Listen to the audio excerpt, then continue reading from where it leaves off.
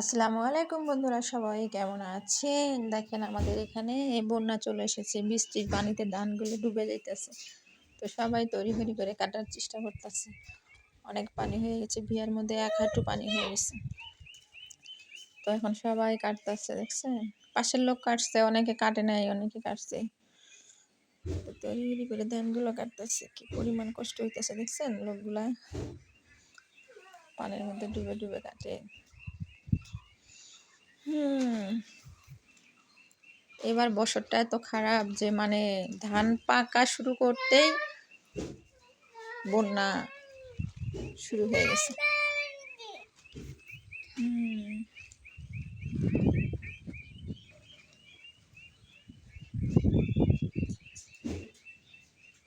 তো এই যে ধান কতগুলো শুয়া পড়ে গেছে, বাতাস শিল এদিকে অনেক ঝড় বাউল হয়েছে।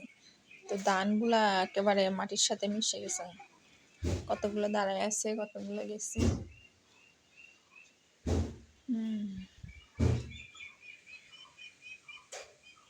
প্রচন্ড ঝড় বৃষ্টি হয়েছে এদিকে।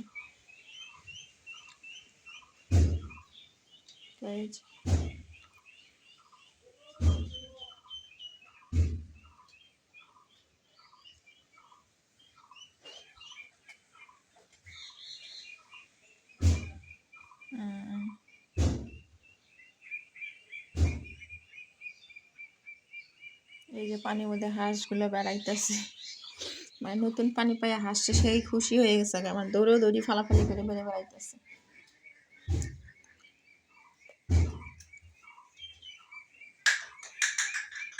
এই যে ধানগুলো কাটা ওনারটা শেষ হইলো, তাও এই যে পানির মধ্যে থেকে চুবাই উঠায় কাতিতে রাখতেছে যাতে পানিগুলো একটু ঝরে যায়। আর ইনারটা তো এখনো অর্ধেকই কাটা হয়নি।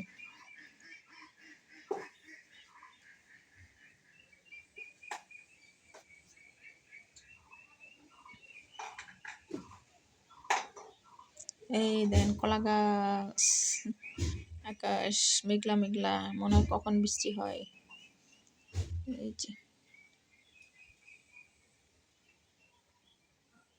আর 1-2 দিন বৃষ্টি হলে ডুবে যাইব। এই যে আরেকজন ধান নিয়ে এসে আর কি উবাইতেছে, মানে তাড়াতাড়ি ধানগুলো আরে বের করতেছে যাতে বৃষ্টি মানে ছিটাফোটা একটু বৃষ্টিও পড়তেছে। আকাশ তো খুব মেঘলা দেখাইলাম, তৈরি করে ধানগুলো কোবাইলে বাসে।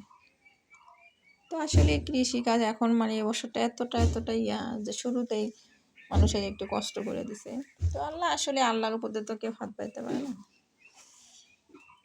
তো বন্ধুরা, সবাই ভিডিওটা দেখবেন, কমেন্ট করবেন কেমন হয়েছে। আশা করি সবাই ভালো থাকবেন। এটা আমাদের বাড়ি, এটা পেয়ারা গাছ। সবাই কমেন্টে জানাবেন, পরবর্তীতে নিত্য নতুন